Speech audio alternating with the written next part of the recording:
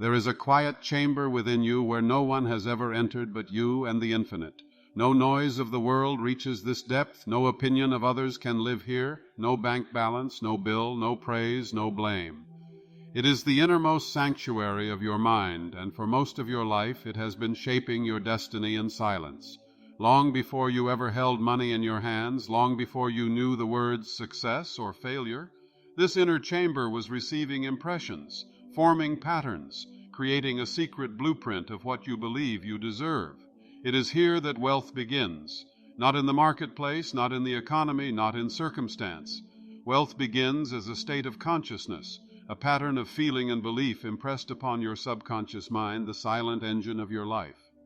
You were born into a world where most people believe that life happens to them. They are taught that some are lucky and some are not, that a few are chosen and most are left to struggle. Yet beneath these surface beliefs there is a universal law operating with unfailing precision.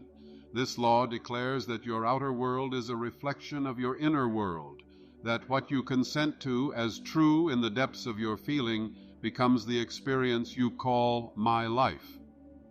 Modern science tells us that your brain is not a fixed machine, but a living, changing network of pathways, neural highways carved by repetition and emotion. Each time you repeat a thought with feeling, each time you dwell on a mental picture, your neural circuitry reorganizes itself around that image. What the mystics have called faith and belief is, in modern terms, the patterning of the brain and nervous system, the crystallization of an inner assumption into biology, behavior, and finally into visible conditions. Your subconscious mind is the great mental factory where these patterns are stamped and made into form. It is like a limitless power plant, humming day and night, supplying energy to every area of your life. Yet this power plant has no opinions of its own. It does not argue, it does not judge. It does not ask whether your thoughts are wise or foolish, loving or fearful. It simply receives the impressions you give it, accepts them as commands, and sets the whole of your being to work to make them so. If you tell it over and over with feeling, life is hard, there is never enough, people like me don't get ahead, it quietly reorganizes your perceptions, your decisions, your opportunities, and even your posture and tone of voice, so that your outer world mirrors that inner decree. If you tell it instead, with calm conviction, divine intelligence guides me. I live in a friendly universe. There is always more than enough. It reshapes the same systems, the same brain, the same body, into an instrument of ease, creativity, and right action. Consider for a moment the story of a child growing up in a home where money was always scarce. Each time the parents argued about bills, each time someone said, "We just can't afford that," an imprint was made. The child did not need to understand numbers to absorb the emotional charge. Belief is the law of life. The inner world creates the outer world. Divine intelligence flows through you as you, guiding you toward your highest good. In secrecy, in silence, in inner conviction, the greatest transformations take place. You are, at this very moment, radiating a certain state of consciousness. That state is your true wealth. When you align it with truth, with the awareness of your oneness with the infinite, with the feeling of being supported, with the intention to use your gifts in service, your life must, by law, begin to reflect that alignment. The journey is not about becoming someone else. It is about remembering who you really are beneath the layers of fear and conditioning, a conduit of universal intelligence, a bearer of infinite potential, a conscious participant in the creative process of life. As this understanding settles in, you may feel a quiet assurance arise, as if an inner voice is saying, "Yes, this is the way." Trust that voice. It is the whisper of the same intelligence that spins planets and opens flowers, now speaking through your own heart. Each thought you gently choose, each feeling you lovingly transform, each night you surrender to guided sleep, you are cooperating with that intelligence. You are reshaping your subconscious, and with it, your destiny. Let this be your final impression for now.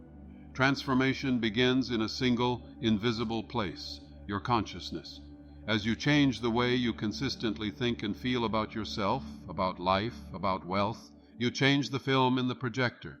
In time, the scenes on the screen will change as surely as dawn follows night. You need not force it. You need only persist in truth, calmly, faithfully, with the certainty that the laws of mind and spirit are as real and dependable as any law of physics.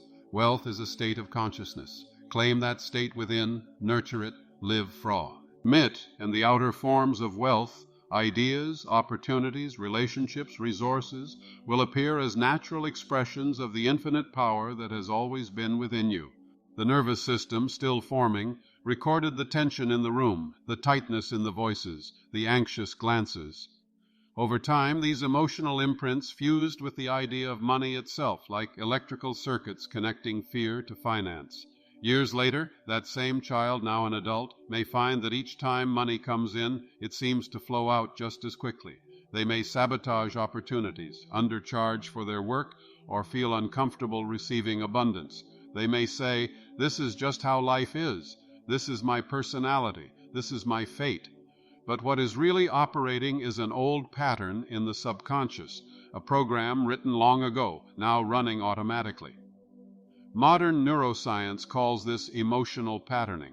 The subconscious, in cooperation with the brain, has wired certain responses so deeply that they feel like truth.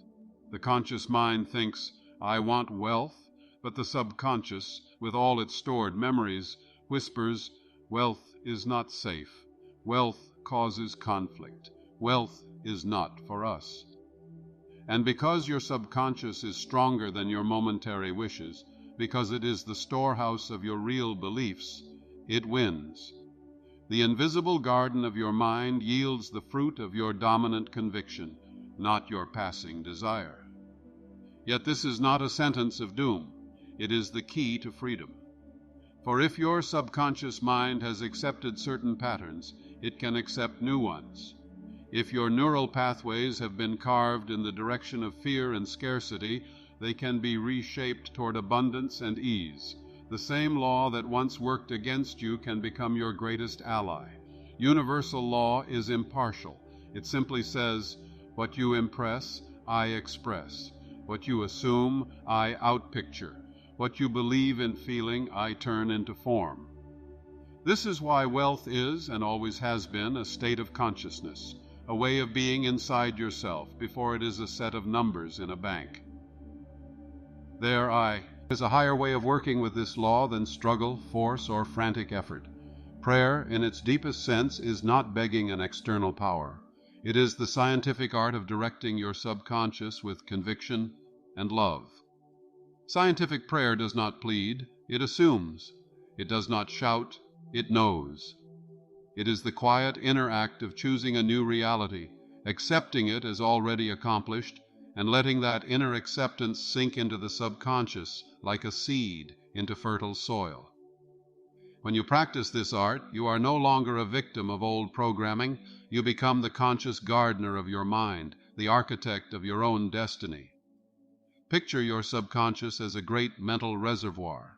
Every thought you dwell upon, every image you rehearse in your mind, every word you speak with feeling flows into this reservoir, tinting its waters.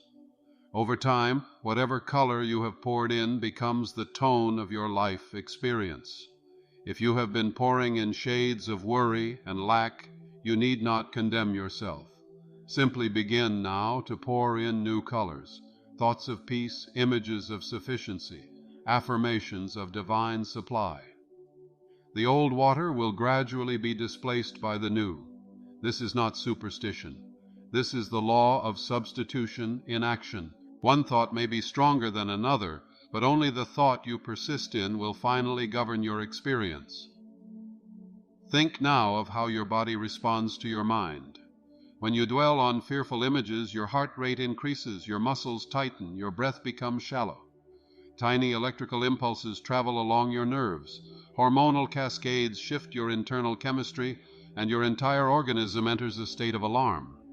Your subconscious does not distinguish between an actual threat and a vividly imagined one. It responds to your emotional signal. In the same way, when you dwell on thoughts of peace, gratitude, and sufficiency, your nervous system relaxes.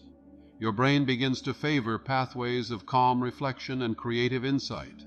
Your heart rhythm steadies, your breath deepens, and your body becomes a more receptive instrument for ideas, intuition, and wise action. Your inner electromagnetic field, the subtle signature of your emotional state, changes. You literally broadcast a different vibration into the unified field of life. Your thoughts and feelings are not isolated events inside your skull. They are forms of energy, patterns of consciousness, resonating with similar patterns in the larger field of reality. This is why certain people seem to attract opportunities, connections, and ideas effortlessly. They have tuned their inner frequency to one of abundance, possibility, and trust. Their subconscious has accepted a blueprint of wealth and well-being, and their whole being radiates that assumption. They walk as if supported. They speak as if guided. They act with a quiet confidence that draws corresponding experiences to them. You may have called this luck. It is law. Now let us go deeper, for it is not enough to understand this with the conscious mind. The transformation you seek must reach the level of feeling, of inner knowing. Close your metaphorical eyes for a moment as you listen, and allow these words to speak not only to your intellect, but to the silent listener within you, your subconscious mind, which is always alert, always receptive. There is a part of you that knows, even now, that you are meant to live a life of sufficiency, creativity, and contribution. There is a divine blueprint within you, a pattern of perfect fulfillment, like an acorn containing the oak. That blueprint is not a fantasy. It is an inner possibility waiting for your consent. As you hear these words, a new idea is being proposed to your subconscious. The idea that you are not separate from the infinite intelligence of life, but an expression of it. The same wisdom that spins galaxies lives in you as intuition, as inspiration, as the quiet urge to grow, to give, to create. Wealth, in this higher understanding, is the free and harmonious flow of this divine intelligence through your mind, your gifts, your work, your relationships. It is the natural result of alignment, not an exception granted to a special few. When your inner state is one of fear, the flow is constricted. When your inner state is one of trust and openness, the flow increases. You may notice an inner voice saying, "But I have tried before, I have affirmed, I have visualized. Still, my circumstances have not changed." Understand this. The subconscious responds not to words alone, but to the feeling behind them.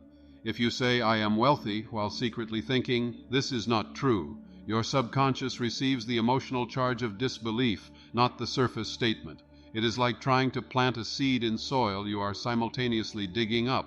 Scientific prayer and all effective mental conditioning begins with honesty and then moves toward higher truth. You do not need to pretend you feel abundant if you do not. You begin where you are and gently guide your feeling toward a new state. Here is an example. A man burdened with debt and anxiety sits in his room at night. He has been repeating, "I am wealthy, I am wealthy," but his heart races and his stomach knots each time he opens his banking app. He decides to practice a different way. He closes his eyes and takes several slow, deep breaths, feeling the air move in and out of his body. He places his hand over his heart and simply acknowledges, "I feel afraid, I feel overwhelmed." He does not resist the feeling. He allows it to be felt, like a wave moving through his chest. This is the beginning of emotional alchemy, bringing the light of awareness to a darkened state without judgment. As he breathes, he introduces a new idea, not in the form of a rigid affirmation, but as a gentle suggestion.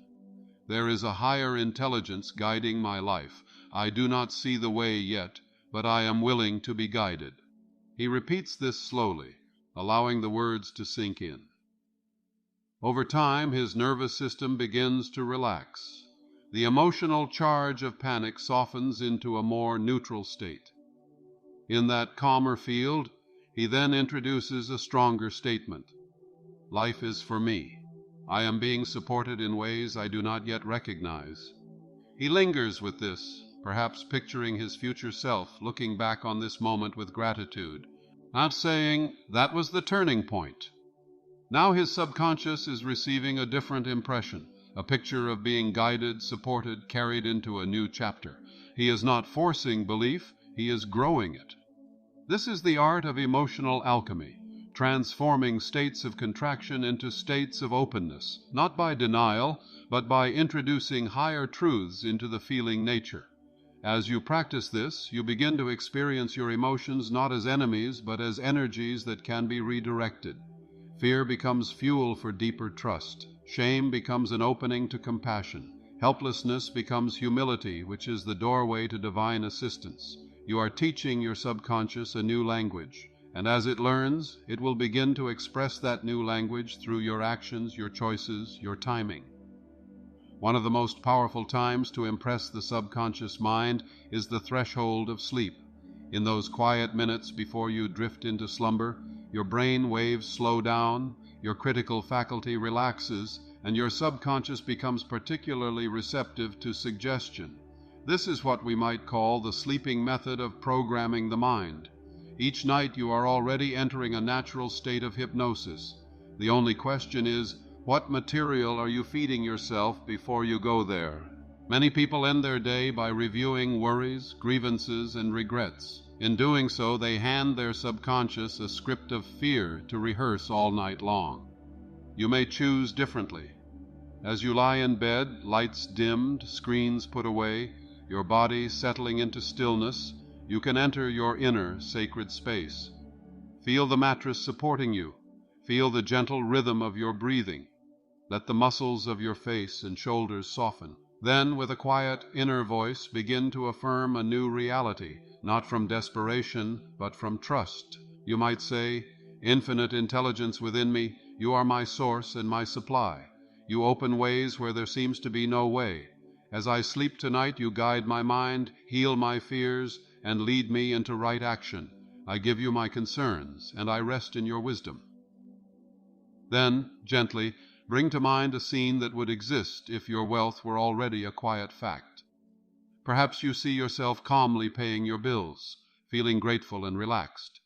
Perhaps you see your account with more than enough, and you are using your surplus to do something meaningful, supporting someone, creating something, contributing in a way that delights you. Do not strain to see every detail. Let the image be simple and real. Most importantly, enter the feeling of it. How would your body feel if abundance were normal? How would you breathe? How would you walk through your day? Let that feeling be the last impression your subconscious receives as you drift into sleep. You are planting a seed in the soil of the night. While you rest, the silent gardener of your mind goes to work. Over time, if you persist gently, this sleeping method creates new neural pathways. It associates the state of relaxation with the idea of sufficiency. It softens the old bond between nighttime and worry, replacing it with a bond between nighttime and trust. Remember, your subconscious is always listening. It does not turn off when you shut your eyes. It absorbs the tone of your last waking thoughts and continues the story. When you choose your bedtime story wisely, you direct this vast creative engine toward your highest good. Scientific prayer works in the daylight hours as well. Whenever a need arises, you can step inward and speak to your subconscious with authority and love. Suppose you receive an unexpected expense. Instead of collapsing into the old exclamation, "I can't handle this," you may pause, breathe, and say inwardly, "Infinite intelligence in me knows exactly how to meet this need. I am guided to right ideas, right connections, and right timing. There is always a way, and I am open to it." You then move through your day, attentive to intuitive nudges, phone calls to make, steps to take. You are no longer reacting from fear. You are responding from alignment. Visualization, when practiced in this spirit, is not mere daydreaming. It is the deliberate creation of a mental blueprint that your subconscious accepts as a plan to be carried out. The architect does not build with bricks first. They build with drawings. So, too, you build your life with inner pictures. To visualize wealth as a state of consciousness, you do not need to see piles of currency. You need to see yourself living in a state of calm sufficiency. You might visualize yourself waking in the morning with a sense of quiet gratitude, knowing that the day ahead is supported. You might see yourself giving generously, not from sacrifice, but from overflow. You might see yourself working in a way that feels aligned with your gifts, your surroundings harmonious, your interactions uplifting. As you visualize, feel. The subconscious speaks the language of feeling more fluently than the language of words.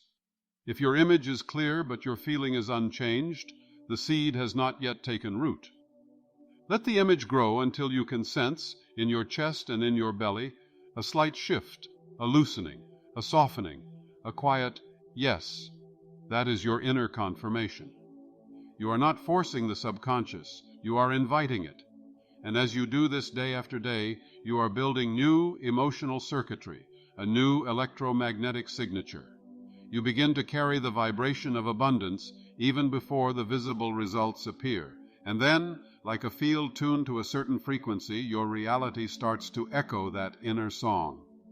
There is a law that can assist you greatly in this process, a law we might call substitution. You cannot simply command yourself not to think of lack or fear. The mind abhors a vacuum. If you push away a thought without offering a new one, it returns with greater force. But you can replace. Each time a familiar worry arises, what if I don't have enough? What if this fails? You notice it, acknowledge it, and then introduce a chosen thought. I am learning to trust the infinite supply. I am guided step by step. You repeat this calmly again and again until the new thought begins to feel more at home. At first, the old thought may seem louder. It has been rehearsed longer. But with repetition, the new thought becomes a stronger neural pathway. It is like walking a new trail through a field. The first time you must push through tall grass. The 100th time the path is clear. So it is with mental habits. Do not be discouraged by early resistance. The law of substitution guarantees that what you consistently choose to dwell on will eventually replace what you once dwelt on by default. There is also great power in secrecy and silence. Your deepest desires are seeds. When you first plant them in the soil of your subconscious, they are tender. If you expose them too early to the harsh opinions and doubts of others, they may wither. This is not because others are evil, but because they are often speaking from their own fears and limitations. They cannot see what you see. Respect the sacredness of your inner work. You need not announce every affirmation, every visualization, every plan. Let your heart be your secret garden. Let divine intelligence and your subconscious do their work in the stillness. When you do speak of your desires, speak to those who understand the laws you are working with, those who can hold your vision with you rather than against you. But know that the most potent conversations are often silent. They are the dialogues between your conscious mind and your subconscious, conducted in quiet moments of reflection, prayer, and contemplation. In those moments, you imprint the universal intelligence within you with clarity and conviction, and the universe, which is a great mirror of consciousness, responds. Imagine a woman who has carried the belief since childhood that she is unworthy of financial ease. Each time she has begun to prosper, she has felt guilty, as if taking more than her share. She has given away opportunities, undercharged for her services, and apologized for her successes. One day she encounters the idea that wealth is not a sin, but a form of energy that can be used for good, that to be supported is to be more available as an instrument of blessing. Something stirs within her. She begins to sit quietly each morning, hand over her heart, and say, "It is safe for me to be supported. It is safe for me to receive. The more I am blessed, the more I can bless." At first, a tightness arises. Old memories float to the surface, scoldings, accusations, stories about selfish rich people. Instead of pushing them away, she allows them to pass through. She stays with her new statement. Weeks turn into months. She continues this inner practice, combines it with the sleeping method at night, visualizes herself receiving with gratitude and using her resources wisely. Slowly, her subconscious begins to accept the new blueprint. She notices she can say no to exploitative situations and yes to fair exchanges. She raises her fees to reflect her value. People do not flee. They respect her more. Her income grows, yes, but more importantly, her consciousness shifts. She no longer feels guilt when good comes to her. She feels alignment. She has undergone a transformation in the invisible realm, and the visible world has followed. This is the journey from limitation to, mastery. It is not magic in the childish sense. It is the higher magic of law understood and used wisely. Wealth, as a state of consciousness, is not a frantic chase after external objects.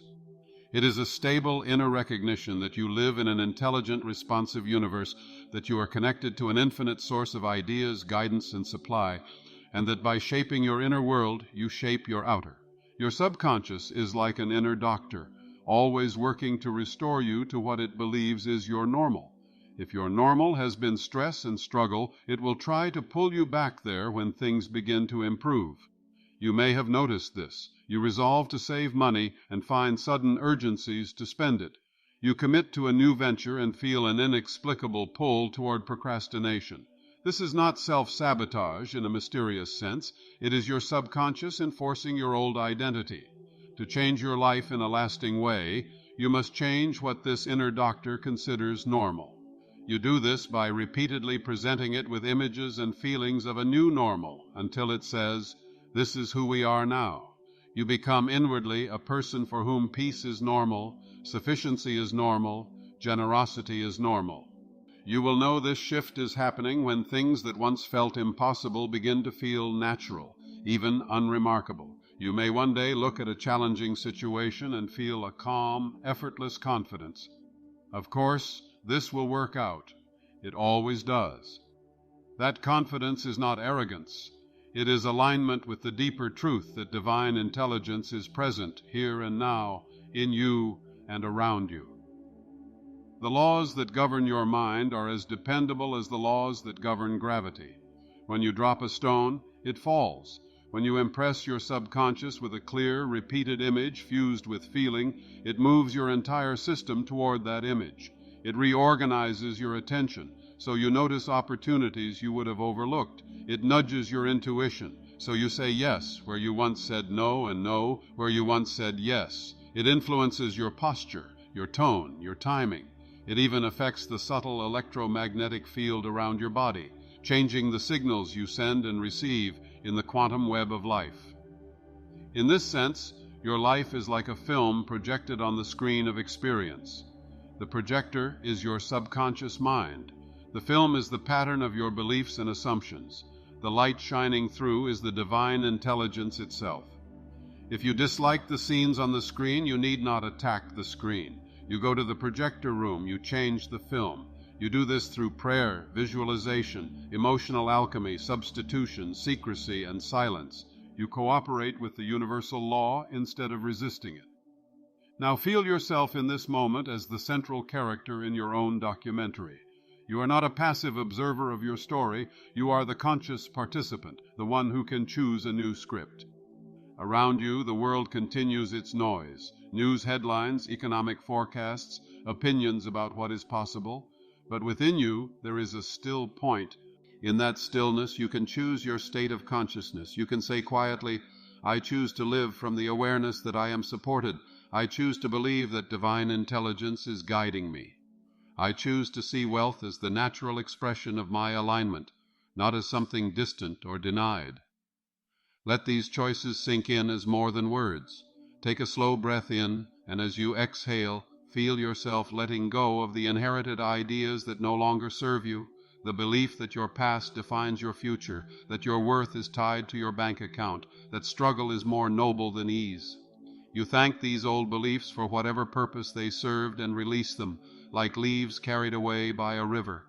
In their place, you welcome new assumptions, that you are an expression of an infinite power, that your very existence is a sign of value, that you are meant to be a channel through which good flows.